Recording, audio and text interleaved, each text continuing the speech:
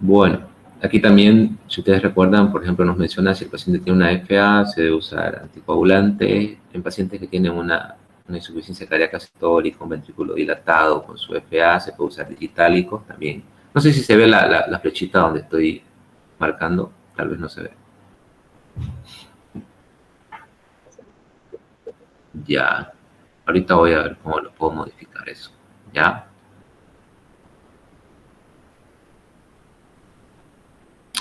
bueno, continuando, los IECA, que son los fármacos inhibidores de la enzima convertidora de angiotensina, eso es lo que significa su sigla, son fármacos que tienen un alto impacto en la medicina cardiovascular. Básicamente estos medicamentos se elaboraron para el uso de pacientes con hipertensión. Obviamente ya después con todos los estudios que han surgido se ha visto que son fármacos que tienen una gran acción como inhibidores del remodelado cardíaco, se usan en pacientes con cardiopatía isquémica, en pacientes con insuficiencia cardíaca, en pacientes hipertensos. El, el, el enfoque que le estamos dando ahorita es en pacientes con insuficiencia cardíaca, por eso vamos a hablar de dosis un poquito más bajas, pero obviamente también son fármacos que se usan como antihipertensivos, ¿ya? Esto ya lo hablamos, que la finalidad del sistema de renina-angiotensina es mantener una presión arterial adecuada como mecanismo de compensación, pero este mecanismo de compensación a corto plazo es favorable, pero a largo plazo lleva a un mayor, a, un, a una mayor evolución desfavorable de un paciente con insuficiencia cardíaca. El mecanismo de acción, los IECA ofrecen una protección contra enfermedades cardiovasculares, lo que hacen es básicamente reducir los efectos de la activación de la angiotensina 2. La angiotensina 2, esta diapositiva la vimos en la teoría, tiene muchos efectos. A nivel de la corteza renal produce aldosterona, la aldosterona produce remodelado miocárdico, a nivel del sistema simpático produce liberación de noradrenalina, produce vasoconstricción, a nivel del corazón produce hipertrofia, remodelación. Entonces todos estos efectos a la larga son efectos deleterios, son efectos que van a llevar a una mayor insuficiencia cardíaca en el paciente y la finalidad de estos medicamentos es bloquear esta acción de la angiotensina 2. ¿Cómo es que se produce el sistema renina-angiotensina-aldosterona? Si tenemos una disminución de la perfusión renal, va a haber una disminución del sodio, va a haber una mayor actividad simpática, se va a activar la renina se va a unir con el angiotensinógeno en el hígado, se va a formar la angiotensina 1, la angiotensina 1 por la acción de la enzima convertidora de angiotensina, va a formar la angiotensina 2. La enzima convertidora de angiotensina se encuentra, aquí les hice una gráfica del endotelio y del pulmón, que es donde se encuentra en mayor cantidad, que va a formar la angiotensina 2. La angiotensina 2 nos va a actuar a nivel de los receptores de angiotensina tipo 1, también actúan los tipo 2, como vamos a ver más adelante, y también va a estimular a la zona glomerular de la corteza suprarrenal para formar aldosterona. A este nivel tenemos básicamente donde actúan cada medicamento. Los IDR, que están en la diapositiva, son los inhibidores directos de la renina. Los IECA, los inhibidores de la enzima convertidora de angiotensina, son los que van a bloquear la formación de angiotensina 1 y angiotensina 2. Los ARA2, que está ahí con la sigla BRA, son los bloqueadores, los receptores de angiotensina 2. Se bloquean los receptores de angiotensina 2, pero sobre todo el receptor de angiotensina 2 tipo 1. O sea, a veces es un poco confuso, pero ya vamos a entender por qué la importancia de saber que bloquea ese receptor. ¿Ya? Bueno, los efectos secundarios de la angiotensina 2 en sus diferentes subtipos de receptores. La angiotensina 2 actúa en el subtipo 1 del receptor específico de angiotensina 1 para crear una multitud de respuestas biológicas. La angiotensina 2 libera la aldosterona, como lo mencionamos, y también la angiotensina 2 actúa a nivel del receptor de angiotensina 2 tipo 2. El receptor tipo 2, Doctor, perdón, disculpe, no está cambiando la diapositiva, sigue en la primera nomás. ahorita lo voy a acomodar ya. Espérame un ratito.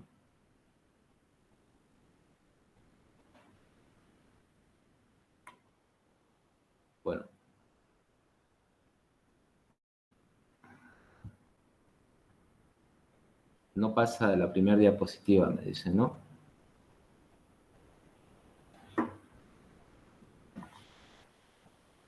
A ver, no pasa la diapositiva. Se ha quedado solo en la primera.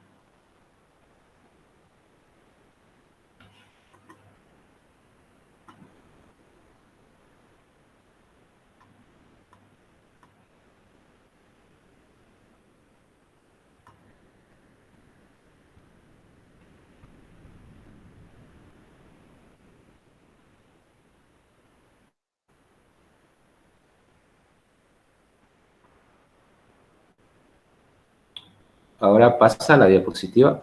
Sí, doctor, pasa. Muy bien, gracias. Por favor, cualquier cosa que no se escuche, que no se vea, díganme, porque es medio complicado dar clases por esta vía. La verdad, me gusta más dar clases en pizarra, hablando con ustedes. Es mucho más fácil para mí.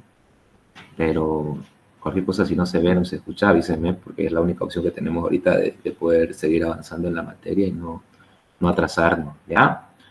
Entonces, cuando yo le hablaba de un montón de cosas, de los IECA, los antagonistas, los receptores de angiotensina, los beta bloqueantes, era esta segunda diapositiva, no sé si la están viendo.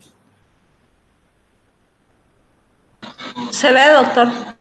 Ya, en esta diapositiva básicamente es un resumen del tratamiento actual de un paciente con insuficiencia cardíaca.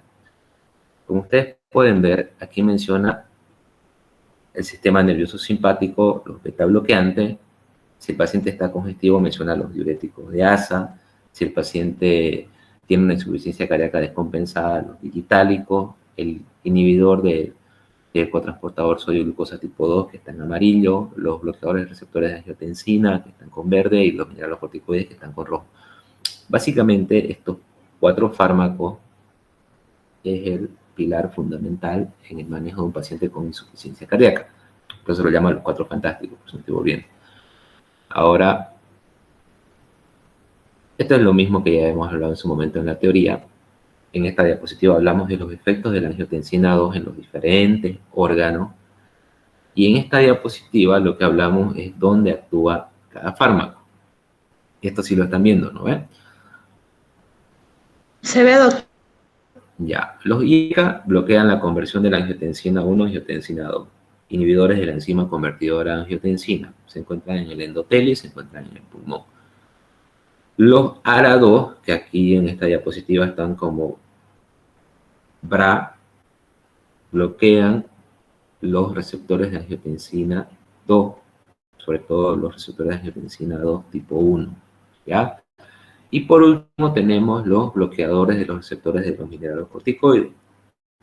En toda esta cadena es donde van a actuar los diferentes fármacos que inhiben el sistema renina-angiotensina-aldosterona.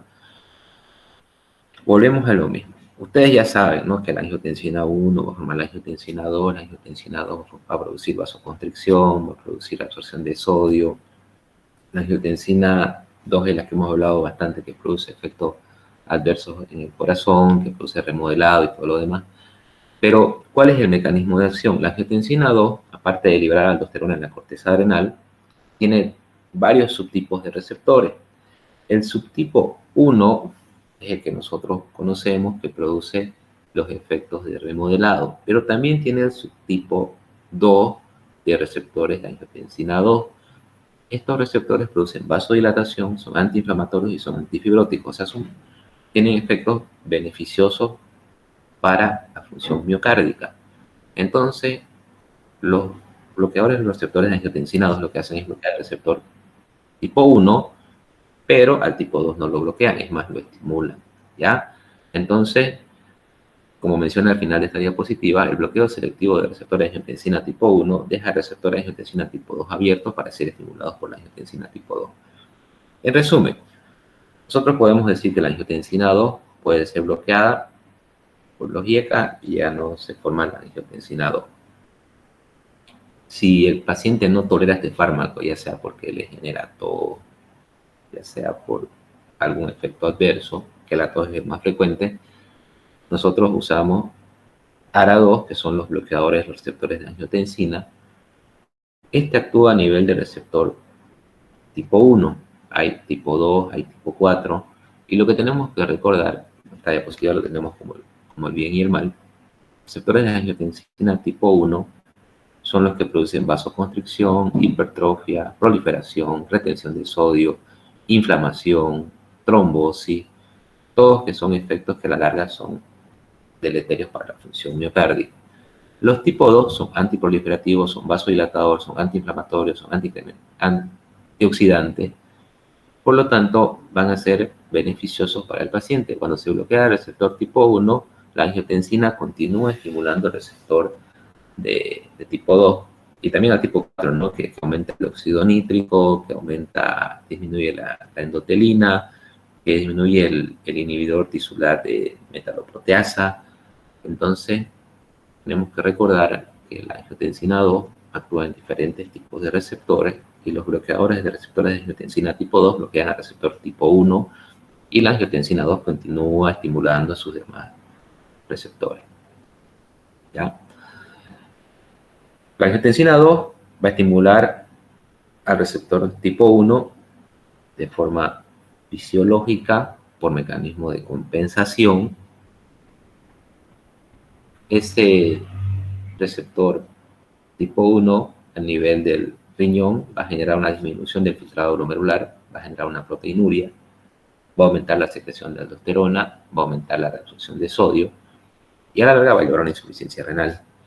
A nivel miocárdico va a producir una hipertrofia del ventrículo izquierdo, va a generar una fibrosis miocárdica, va a haber una apoptosis, va a haber una necrosis y va a haber una insuficiencia miocárdica.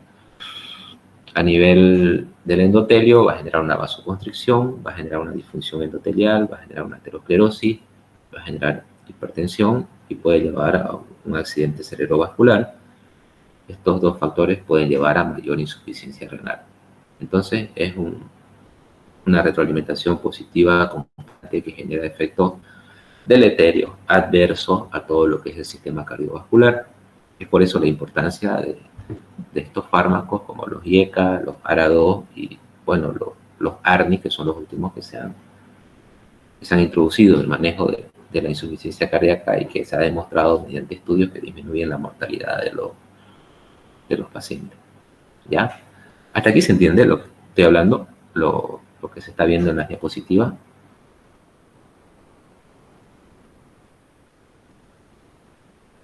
Sí, doctor.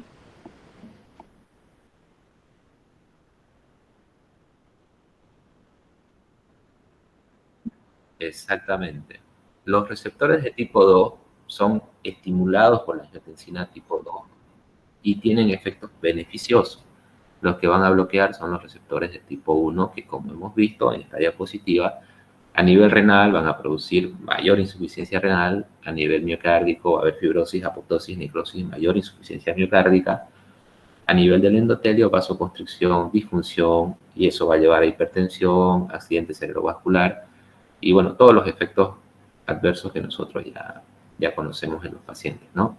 Es como les decía anteriormente, es como el bien y el mal, ¿no? Tenemos los tipo 1 que van a producir todos los efectos que hemos mencionado, que son malos para el sistema cardiovascular, y los tipo 2 que tienen una opción beneficiosa. Podemos bloquear la conversión de angiotensina tipo 1 a angiotensina tipo 2 con los IECA, se va a bloquear toda la cadena, o podemos actuar con los antagonistas de los receptores de angiotensina tipo, o sea, se llaman ARA2 porque bloquean angiotensina 2, pero específicamente bloquean a su receptor de angiotensina tipo 1. Es medio confuso el llamarse ARA2, pero bloquean al receptor tipo 1. ¿Ya? Eso no se van a confundir en su examen. Muy bien, continuemos. Las indicaciones de los IECA y de los ARA2 son básicamente las mismas. Son pacientes que nos van a servir para la hipertensión, son fármacos, perdón, que nos van a servir para la insuficiencia cardíaca sistólica, nos van a servir para la cardiopatía isquémica y nos van a servir para la enfermedad renal, sea una nefropatía diabética o una nefropatía hipertensiva. Podemos usarlo, su uso terapéutico sería como antihipertensivo, son los fármacos de primera elección cuando tenemos un paciente con hipertensión. Generalmente todos los tipos, excepto la que es por el embarazo, porque están contraindicados en el embarazo, es de elección en pacientes diabéticos. Generalmente es la primera línea de fármacos que nosotros vamos a usar, ¿ya? Los IECA. Una vez, si el paciente no lo tolera, pues usamos los ARA-2. Tienen una acción como prevención o regresión de la hipertrofia del ventrículo izquierdo y remodelado cardíaco, mejoran los parámetros de supervivencia y hemodinámicos en insuficiencia cardíaca. Todos los estudios nos han demostrado que disminuyen la mortalidad. Prevención o retraso en la nefropatía diabética o la nefropatía hipertensiva. En la misma diapositiva, cuál es su utilidad.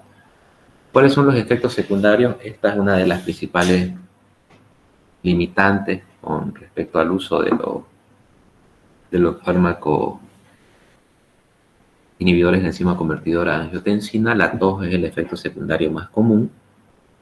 Hay que saber diferenciar la tos que se produce por la acción de un IECA de la tos por una insuficiencia cardíaca congestiva. El paciente que está congestivo por disminución del volumen latido, aumento de la presión diastólica final, volumen diastólico final, aumento de la presión capilar y congestión pulmonar va a generar una tos, pero generalmente es una tos productiva, salmonada, ya un paciente que está entrando en un edema agudo de pulmón.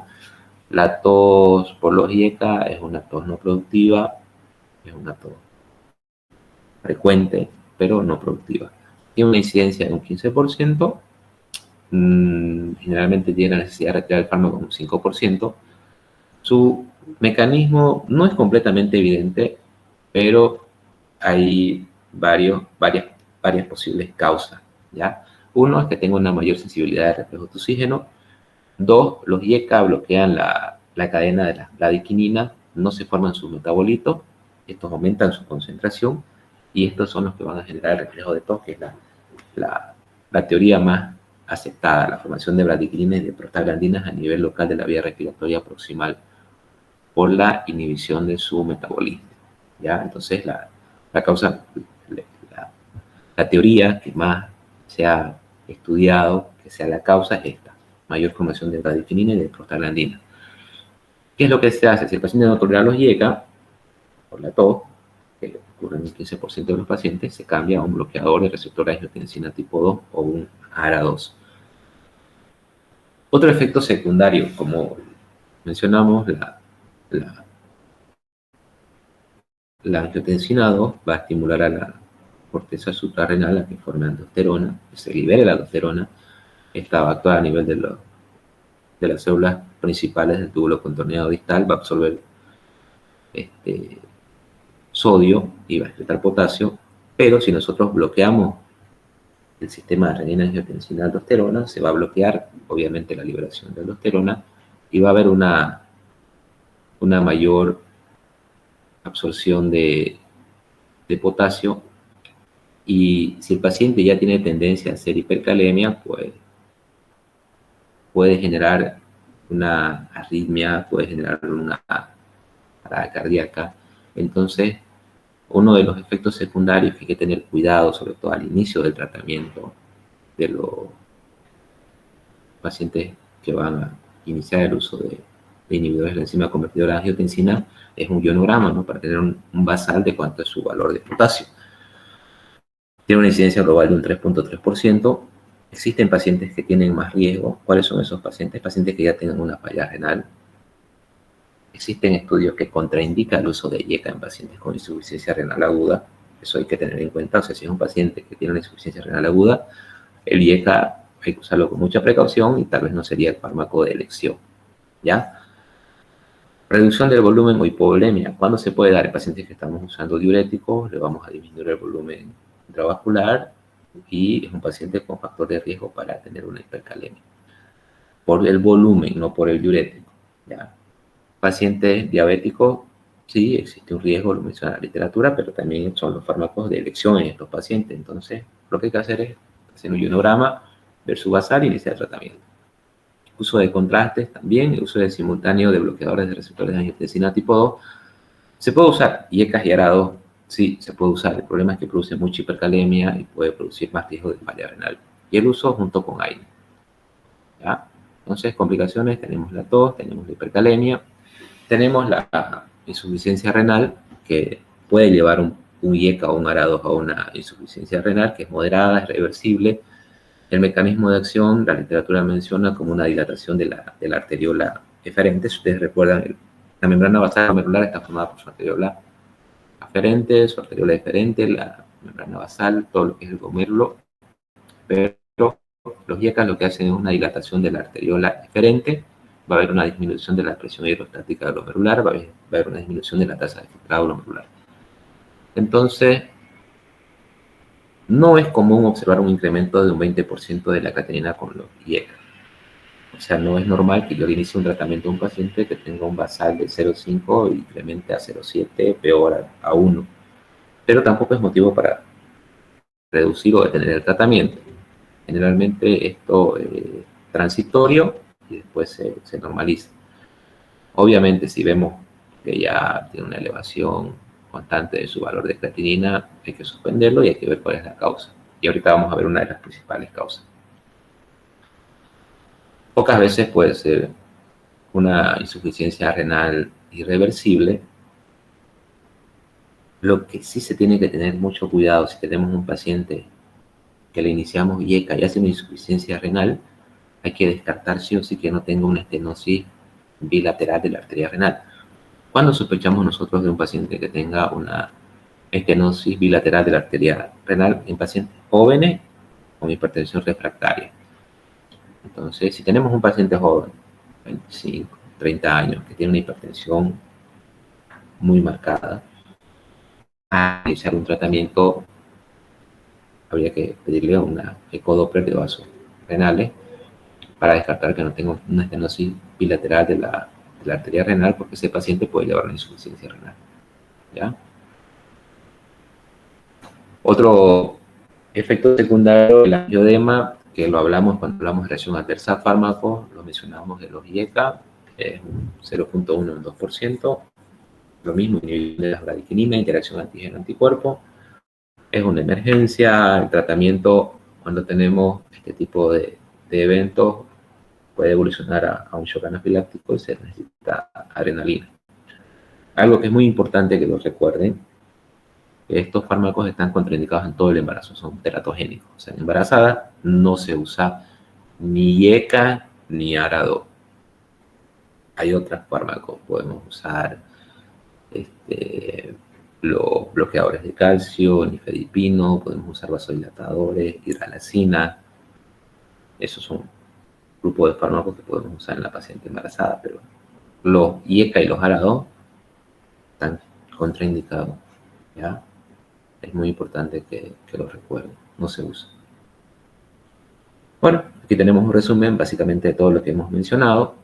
La tos, el angioedema, la hipotensión. Obviamente, si tenemos un paciente que está hipotenso, no le vamos a dar IECA ni ARA2 porque va a hipotensar más. Si es un paciente que tiene una insuficiencia cardíaca con una presión arterial sistólica límite, iniciamos con dosis bien bajitas y se va subiendo gradualmente. La hipercalemia, si tenemos un paciente que tenga factores de riesgo, que ya vemos que en su laboratorio tenga un potasio mayor a 5, tampoco le damos. Empeoramiento de la función renal, pacientes con alto riesgo, sí, puede empeorar la función renal. Tenemos reacciones más raras, neutropenia, generalmente por el captopril, la disgonesia, que es una alteración del gusto que es poco común, puede ocurrir también con el captopril, y la teratogenicidad, como les dije, que no se usa en pacientes embarazadas, ¿ya? Contraindicaciones. Estenosis de la arteria renal bilateral está contraindicado, sospechamos en pacientes jóvenes, hipertenso. Insuficiencia renal, paciente que esté con una insuficiencia renal aguda o vigúrica está contraindicado. Pacientes con embarazo, contraindicado en todos los trimestres. Pacientes que tengan antecedentes de hipersensibilidad, contraindicado. En pacientes con choque cardiogénico está hipotenso, contraindicado. Y bueno, un paciente que ya tenga antecedentes de neutropenia por el uso de estos fármacos, también contraindicado, ¿ya? Bueno, la evidencia clínica del IECA en insuficiencia cardíaca. El sistema de renina-angiotensina es altamente activo en pacientes con insuficiencia cardíaca. Mencionamos que tanto la angiotensina 2 como la aldosterona tienen un efecto favorable temporal para mantener la presión arterial, y el volumen intravascular en pacientes con reducción del gasto cardíaco. O sea, a corto plazo es bonito, es bien, nos sirve, pero a largo plazo ya la acción tanto del sistema renina-angiotensina como del sistema nervioso simpático, activos de forma constante, de forma crónica, fomenta efectos inadaptados del sistema cardiovascular. Todos esos efectos deleterios que nosotros ya mencionamos. Retención de sodio y agua nos va a llevar a congestión, aumento del tono vascular nos va a llevar a impedancia, impedancia es mayor resistencia, disminución del volumen latido, disminución del gasto cardíaco. Es por eso que estos fármacos son muy importantes en el manejo de este tipo de pacientes. Los efectos crónicos del sistema renina-angiotensina y el sistema nervioso simpático son directamente tóxicos para el miocardio, generan hipertrofia y fibrosis. En resumen, estos cambios nosotros los podemos reconocer clínicamente. El paciente va a estar taquicárdico, el remodelado del ventrículo izquierdo va a generar mayor estrés del ventrículo izquierdo y va a liberar péptido natriurético beta, que en un momento les mostré en un laboratorio, ¿no? Que se eleva, nos sirve como marcador diagnóstico y como respuesta terapéutica. La retención de líquido nos va a llevar a congestión. Si ustedes quieren pulmonar, el paciente va a tener disnea, va a tener, al examen físico va a tener crépito, nos puede llevar a una congestión tisular, va a tener edema en miembros inferiores, va a tener irritación yugular, va a tener hepatomegalia. Ahora, lo que se ha visto en todos los estudios, que los medicamentos para reducir la actividad del sistema renina-angiotensina-aldosterona son eficaces en el tratamiento de la insuficiencia cardíaca. O sea, todos los estudios nos han demostrado que hay disminución de la mortalidad. Aquí tenemos un ejemplo entre IECA y placebo, una reducción de la mortalidad de un 15%, una reducción de la muerte de un 6.5%, una disminución del tiempo de hospitalización. O sea, todos los estudios que ustedes busquen, hay disminución de la mortalidad, hay disminución de las internaciones, hay disminución de muerte súbita. Son fármacos que se usan bastante en ese sentido. ¿Ya? Los efectos beneficiosos de los inhibidores de la enzima convertidora angiotensina en insuficiencia cardíaca. Podemos hablar de dos cosas que son importantes: su acción vasodilatadora y agentes antirremodeladores. De forma aguda, si tenemos un paciente en insuficiencia cardíaca, su efecto vasodilatador agudo va a disminuir la poscarga, va a aumentar el gasto cardíaco y va a disminuir la presión venosa central. O sea, de forma aguda, su acción vasodilatadora nos va a servir. Es muy buena también para el paciente. Pero los efectos de larga duración, al inhibir las consecuencias del aumento de la angiotensina 2, el remodelado cardíaco, son los que van a disminuir mucho más la mortalidad. ¿Ya? Los IECA se deben usar con cuidado en pacientes con creatinina mayor a 2.5, contraindicado prácticamente con creatinina mayor a 3, en renales agudos. En renales crónicos se puede usar. La dosis óptima de los IECA en pacientes con insuficiencia cardíaca se debe usar dosis pequeña, la dosis mínima, y se debe ir ajustando gradualmente entre las siguientes semanas, normalmente 1 a 3 semanas. Aquí tenemos un resumen de la dosificación. De estos fármacos, el más usado es el enalapril. Obviamente tenemos el captopril, tiene una biodisponibilidad de un 75%, tiene una vida media cortita de 2 horas, se administra cada 6 horas.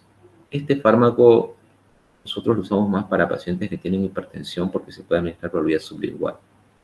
En la insuficiencia cardíaca no se usa porque su vida media es muy corta. El enalapril es un profármaco, el 60% no se resuelve por los alimentos, se puede usar por vía oral, endovenoso no tenemos en nuestro medio.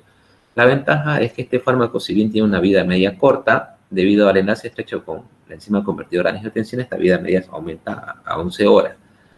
O sea que se lo puede usar cada 12 horas. Se inicia con dosis mínima de 2.5 miligramos cada 12 horas y se aumenta hasta 40 miligramos 2 veces al día. ¿Ya? Es el fármaco que más usamos. Si el paciente no lo tolera porque hace tos o por cualquier otro motivo, ya introducimos los ARA2. ¿Ya? Bueno, aquí tenemos un resumen y de momento vamos a quedar aquí. Ya hemos avanzado los IECA. La siguiente clase continuamos avanzando los ARA2, los ARNI y los antagonistas de los receptores de mineralocorticoides, todo lo que es spironolactona. ¿Ya? ¿Tienen alguna duda, alguna pregunta? ¿Hay algo que quizás no hubieran entendido de esta parte?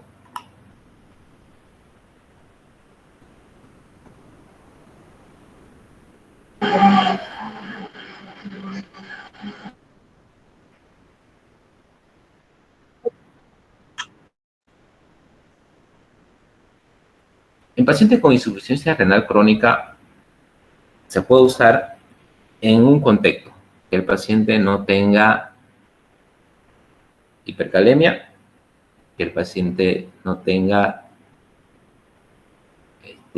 anuria, que no sea oligúrico, que sea un paciente que tenga buena función de diuresis, de renal crónico, pero orina. En ese contexto sí se puede usar. ¿Pero en qué caso? El paciente renal crónico muchas veces es un paciente que tiene una hipertensión refractaria. El paciente ya está con su bloqueador de calcio, nifedipino 30 miligramos cada 6 horas a dosis máxima. El paciente ya está con su carvedilol 25 miligramos cada 12 horas. Está con su bloqueador alfa, su alfa-metildopa 500 1 gramo cada 8 horas. Y continúa hipertenso. Entonces, en ese contexto de tener un paciente con una hipertensión refractaria, que no tenga hipercalemia, que tenga diuresis, se puede usar un ARA-2, pero es en el contexto de la hipertensión arterial refractaria. El paciente con insuficiencia cardíaca, generalmente no, que tengan falla renal, son pacientes que están oligúricos y en ese contexto no se los usa. ¿Ya? Preferiblemente acuérdense que en pacientes con falla renal no se usa. ¿Ya? Pero obviamente existen diferentes escenarios clínicos. Por eso que yo les mencionaba que algunos pacientes con insuficiencia renal crónica, que no tengan hipercalemia, que tengan una diuresis, se puede usar como antihipertensivo, pero sería el último escalón terapéutico.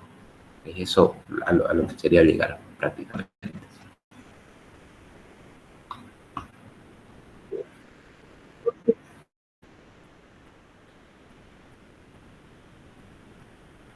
Muy bien. ¿Nadie más tiene dudas, preguntas?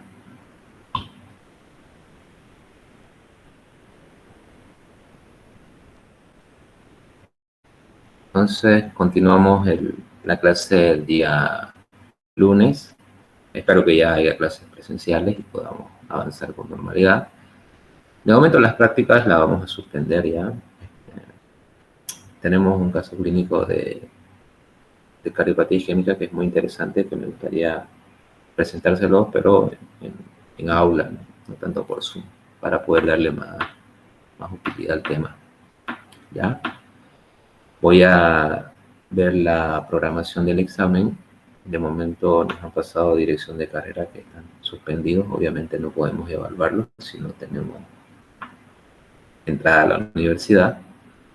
Y para poder programar la fecha también hay que hacerlo con anticipación. Justamente el lunes era el día que yo iba a programar la fecha del examen. Y por todos estos inconvenientes no se ha podido programar. ¿Ya? Entonces, de momento, si se normaliza pronto, como les dije, va a ser la última semana de junio. Hasta donde avancemos, ojalá podamos avanzar cardiopatía isquémica, antiarrítmicos y antihipertensivos y cumplir con todo lo que es el módulo de la materia. Si no, pues, bueno, ya dejaremos una parte para el segundo parcial.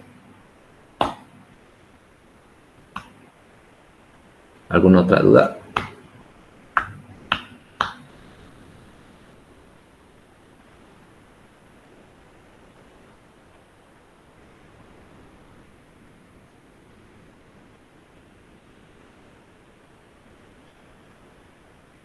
Muy bien, entonces, como no hay preguntas ni nada, estamos continuando la siguiente clase. ¿Ya? Que tengan una buena semana. Cuídense. Hasta la próxima Gracias, clase. Gracias, Hasta luego. doctor. Hasta luego.